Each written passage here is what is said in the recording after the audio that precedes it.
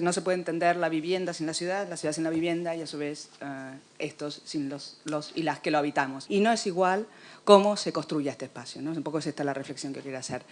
Que el espacio no es neutro, los habitantes no somos seres abstractos y que en la medida que estos se proyectan desde la planificación urbanística más lejana a la forma, desde la decisión de usos del suelo hasta la decisión más proyectual en manos de arquitectos y arquitectas del espacio habitable, de la vivienda, es importante cómo se hacen estos espacios para conseguir realmente el derecho a la vivienda y el derecho a la ciudad.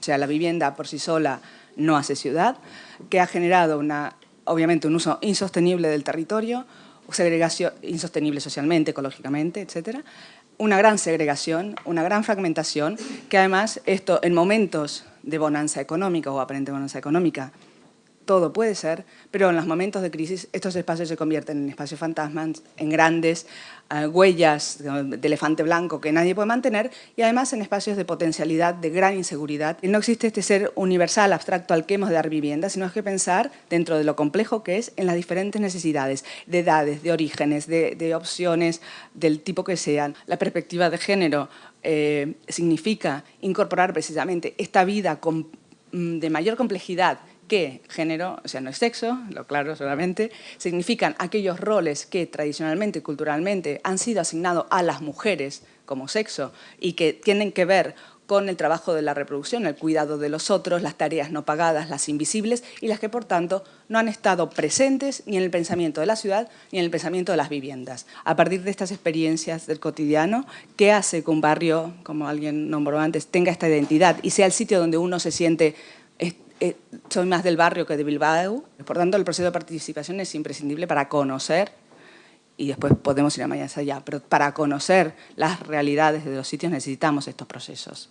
Yo creo que este frontispicio, este ejercicio de alguna manera de reclamación de derechos que van más allá del derecho al alojamiento, a mí la palabra del derecho a la vivienda me hubiera gustado si hubiera llamado el derecho al alojamiento, que lo extiende a otras consideraciones que van vinculadas al propio uso de la vivienda, es decir, el derecho a un lugar digno que se hablaba antes para vivir, yo creo que es un poco el frontispicio o una de las maneras como debemos volver a mirar lo que ocurre en la ciudad. Los viejos rockeros que me comentaba Josep Roca con su hermana, que va más allá de una rehabilitación en términos patrimoniales, en términos de clave de conservación cultural, etcétera.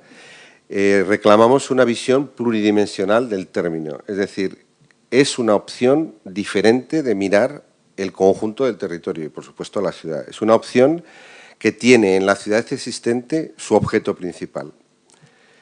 Y es una opción que no se queda, insisto, en la rehabilitación singular, edificio a edificio, sino que es una concepción urbanística que tiene en el barrio, como también se ha dicho, su unidad de trabajo más importante en el marco de una reflexión general de la ciudad.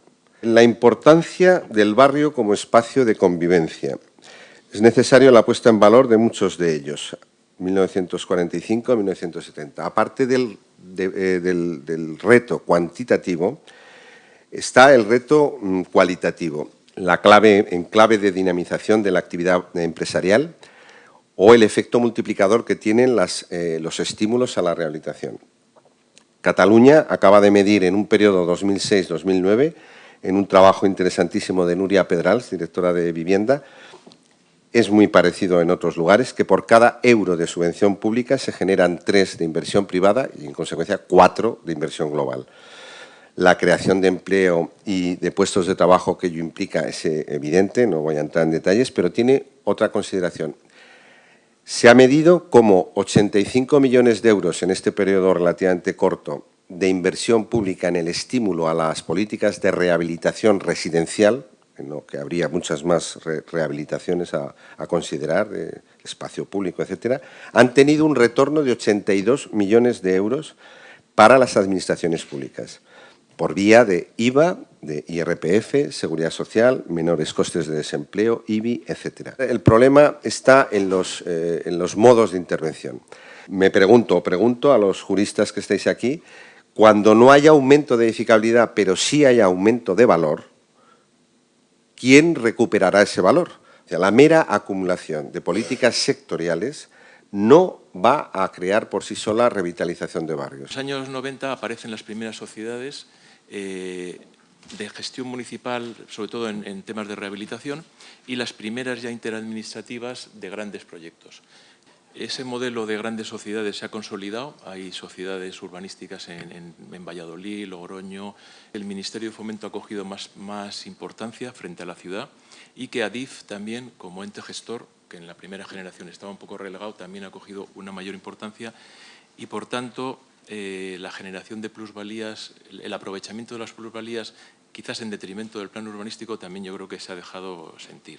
He hecho en falta sociedades público-privadas, creo que ha habido muy pocos proyectos público-privados y también creo que los instrumentos de gestión, las sociedades, consorcios, no se han desarrollado lo suficiente en España. Por un lado, yo sigo pensando en la importancia de los instrumentos de gestión, de las sociedades, consorcios, como queramos llamarlos, pero que tienen que cumplir una serie de criterios. La concertación entre administraciones o entre públicos y privados o con los vecinos.